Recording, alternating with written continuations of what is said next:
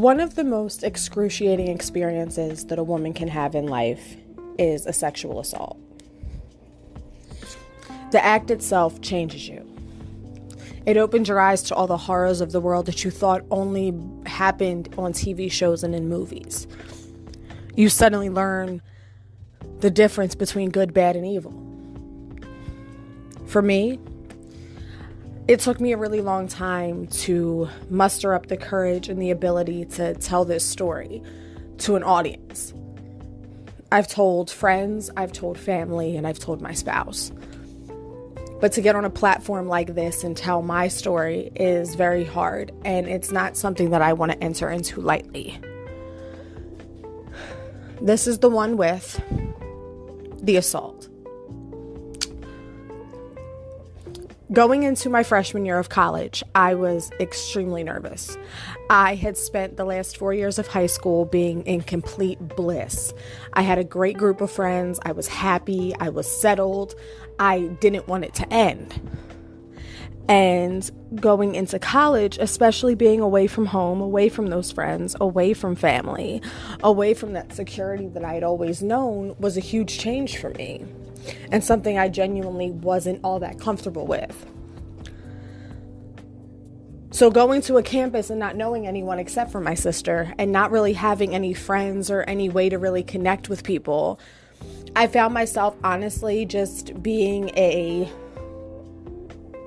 really easy target for a predator. My first week on campus, I was introduced to upperclassmen who also lived in our dorm. Two of them were these two guys that were best friends and basically did everything together. They were a year older than me. They were both really cool, down-to-earth guys. One was like a computer techie video game nerd, and the other one was like mini Obama.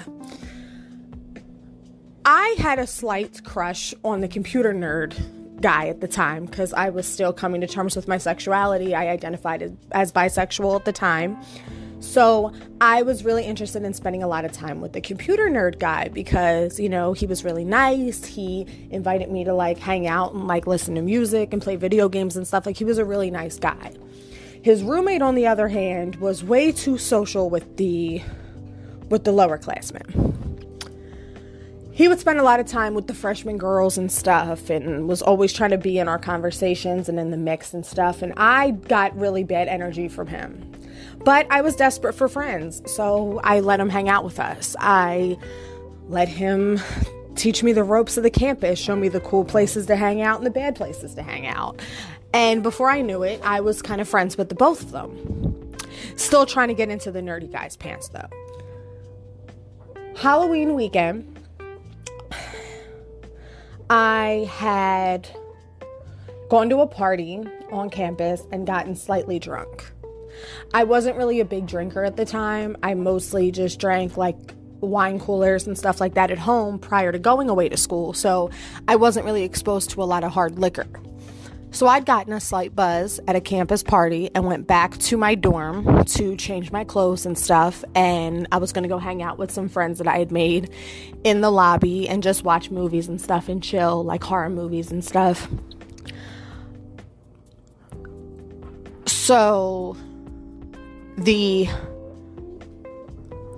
Obama-ish guy came into my room and asked if we could talk. He said he had something he wanted to tell me. So he said that he was interested in me, that he wanted to like take me out on a date. And I told him that while I was very flattered with the offer, I really don't look at him in that way. And God, I made the stupid fucking mistake of telling him that I was actually interested in his roommate. Like, you're a really nice guy, you're a sweetheart, but I really don't look at you as anything more than a friend. But I was trying to talk to your roommate. He's more my type. Physically, he was. So I tried to let him down easy, or what I thought was letting him down easy.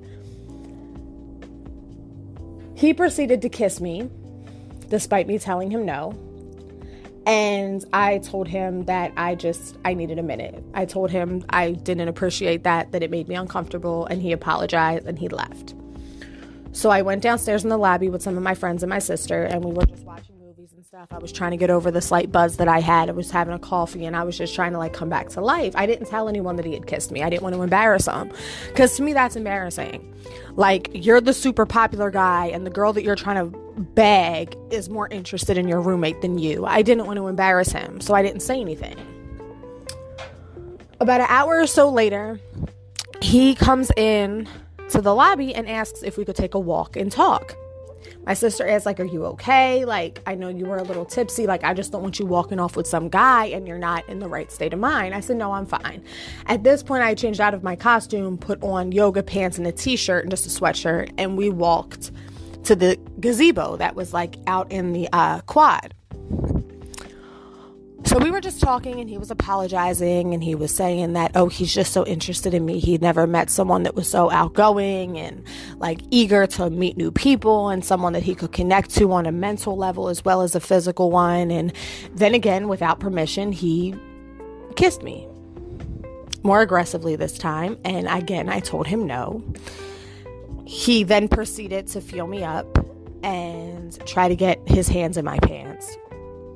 When he realized that I wasn't in an aroused state, he decided that rather than stop what the fuck he was doing, he decided what better thing to do than push me up against the back of the gazebo railing, push me up against it, and still try to get his rocks off. He had put his fingers in his mouth to get them moist and then put them back inside me. Again, telling him no, telling him I wasn't interested. I didn't want to admit at the time to anyone because it was kind of embarrassing. I was a virgin, at least when it came to men. So I didn't want to. I had no interest in losing my virginity, least of all to a guy who I had already previously told I wasn't interested in. When he realized he wasn't going to get anywhere by trying to take the front entrance, he decided that since he wasn't getting in through the front, that he was going to let himself in the back door. And he pulled my yoga pants down just below my butt cheeks and forced himself into me anally. And I kept saying no, and I kept asking him to stop. And it was like he didn't care. It was like he was hearing something completely different. He was just going at it and like groping me, like groping my chest from like behind and whispering shit in my ear. And I don't know if on some level he just didn't give a fuck that I didn't want him, or he thought that it was, oh, she's just not ready, or oh, she's just a virgin. So the entire assault lasted about 20 minutes. And I think the only reason that he stopped was because people started to walk past us and could see that I wasn't in a good state of mind. So he walked back to the dorm, and I kind of just stood there for a minute and got myself together and just kept saying, don't cry. Don't cry. Someone will know something's wrong. You're going to be fine. You just have to get back in your room, get a shower, get yourself together, and go to sleep. Everything will feel better in the morning. I got as far as the front door of the dorm, to the front door of my dorm, when I saw him go in and like high five a bunch of his friends, including the guy that I was interested in, as if kind of to say like, yo, I just got like, you know, I just fucked that girl. And I was so embarrassed at the fact that he had told the guy that I liked that he had sex with me, because everyone knows guy code. No guy's gonna want to date the girl that their homie banged. And it's crazy looking back on it now, because I was so invested in how he was gonna look at me than the fact that I had just gotten raped. Like, I had just been assaulted, and I was more concerned about whether or not this guy that I was into was going to look at me the same way again. So once I saw that, I kind of broke down. Mind you, I think I was in a state of shock because my body was in so much pain, but I couldn't feel the pain. I was just completely broken. I had no idea what to do, and I had just broken down. And my friend that I had made through my major saw me crying in the corner and asked me what was wrong. And I said, I'm hurt. I didn't say what happened. I didn't say anything. I just said, I'm hurt. She said, well, what do you mean you're hurt? And I said, I think I was just raped. So she took me upstairs and said, well, what do we do? Like, do we call the police? Do we go to campus security? And we had just gotten through a whole, basically like, seminar on what to do in the event of a sexual assault on campus. So everyone knew you call campus security, you go to a supervisor, your RA, and then they handle it from there. Like, they take care of like the outsourcing of like police and everything.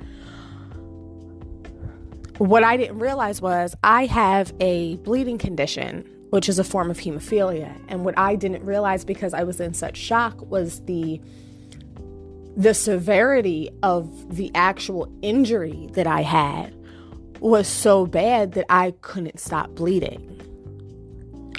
So we went to campus security and told them what happened, and they called an ambulance. And I was sent to the hospital, which, because I went to college in the middle of fucking nowhere, was like 30 minutes away. So they took me to the emergency room, and this girl that I had just met a couple of days ago was like, well, I'm going to stay with you. She said, because I know like your sister's on the way, I want to stay with you until someone gets here because I don't want you to be by yourself.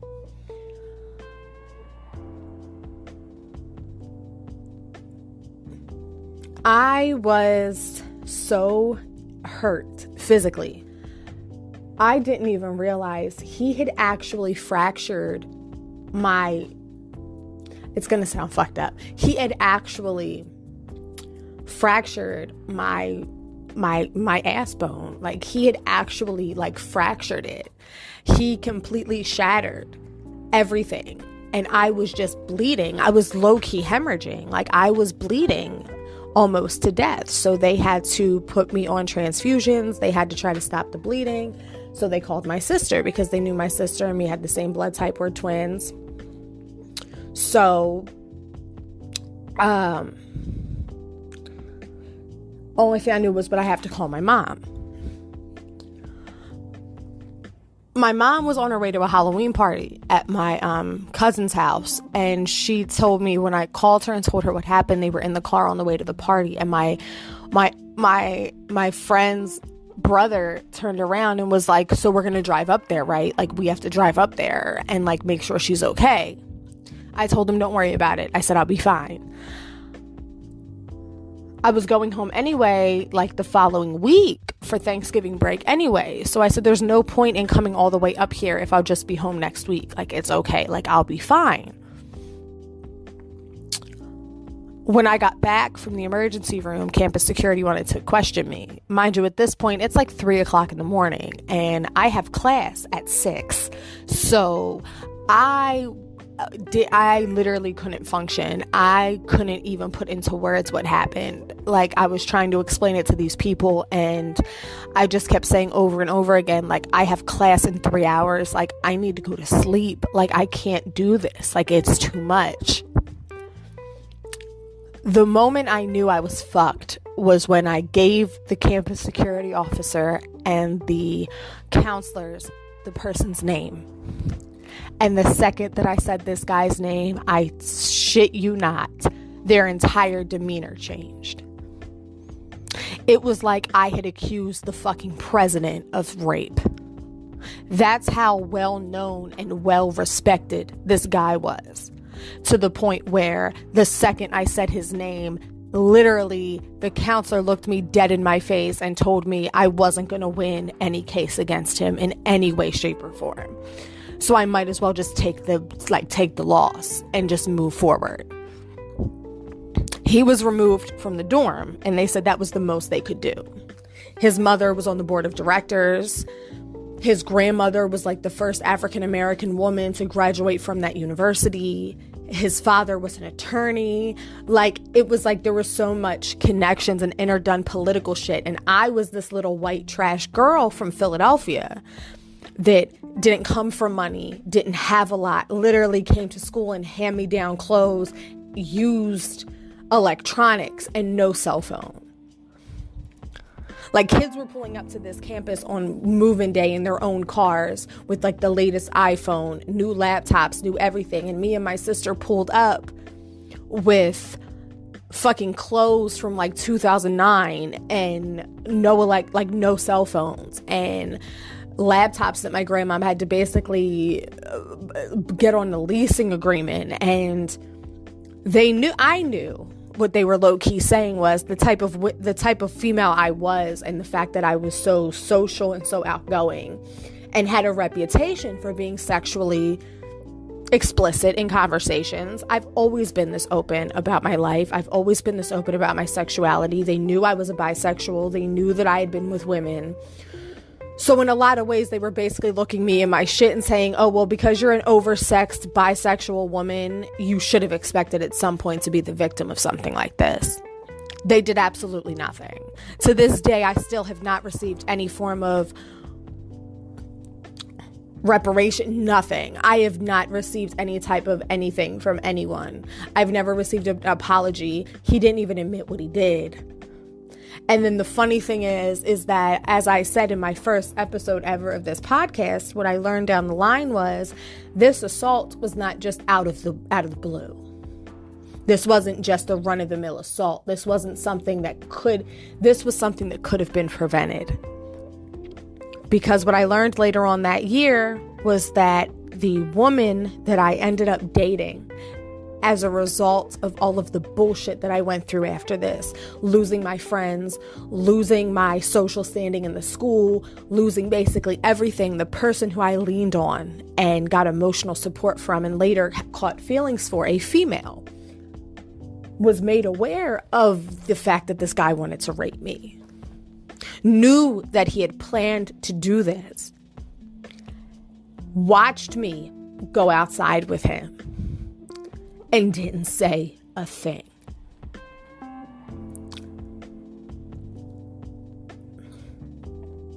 People ask me all the time if I've ever fully gotten over this, if I've ever gotten closure, if I've ever gotten any sort of emotional support from this.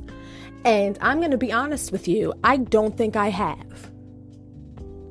This assault happened in October of 2013.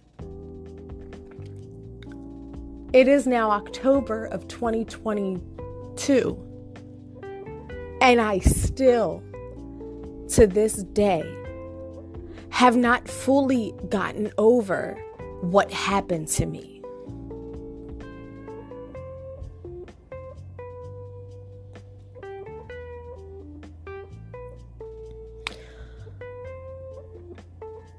And in a lot of ways, I can honestly say that being a victim of an assault of this magnitude, coming from a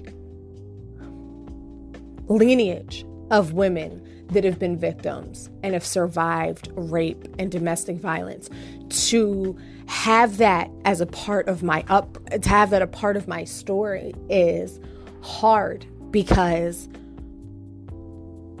when you tell somebody like your partner that you were a victim of sexual assault, things change. In a lot of ways, when I would tell girlfriends or later on in my, people I was sexually involved in that I'd been a victim of something like this, it completely turns them off. And in a lot of ways, it did affect my relationships, because I'm never going to be okay with anyone having anal sex with me. And if you date a certain type of person, they're going to want that at some point in a relationship. I get freaked out during sex if we're doing it doggy style. I can't get past that. In the back of my head, I'm always in defense mode. And so that has impacted a lot of my relationships. And it's one of the reasons why I'm so grateful that I have the wife that I have and I have the partner that I have, because she has supported me and has helped me grow as a person and has allowed me to be open about these types of things. And that's, I guess, the takeaway. The moral of me sharing this story with all of you is, if you have ever experienced something like this, if you have ever been the victim of something like this and you don't feel comfortable telling your partner, I'm telling you, it's one of the hardest conversations you're ever going to have in a relationship, but it's something that needs to happen. Your partner deserves to know what they can do to make you more comfortable. They deserve to know, to have a chance of being supportive to you, to giving you that support that you need. And the one thing I can honestly say is, I don't care if the damn president of the United States rapes you. If the fucking governor's son rapes you, report it. Even if you don't get the results that you want, don't let them scare you into silence, because they almost did it to me. And last but not least, I am in no way, shape, or form trying to limit this conversation to just women. I am well aware of the fact that men are also victims of this type of crime. I am well aware of the fact that women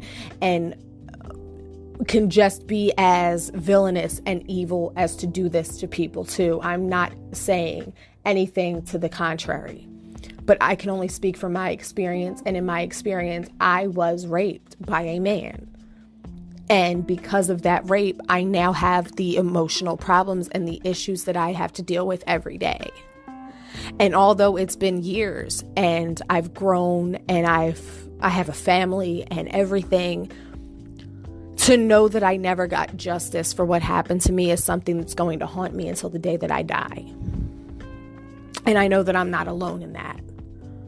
So I urge anyone who listens to this story today to send me messages, comment, concerns, anything. Even if we don't know each other, if you need someone to talk to, I can listen. At the end of the day, we all need someone to hear what we've gone through. And I've been blessed with friends and family and a partner who I can tell this story to, and they don't in any way, shape, or form ever open their mouth to ever blame me in any capacity for what happened. And if you feel like you don't have that option, if you don't have that luxury, my inbox is always open. Because at the end of the day, we all need someone to listen to us.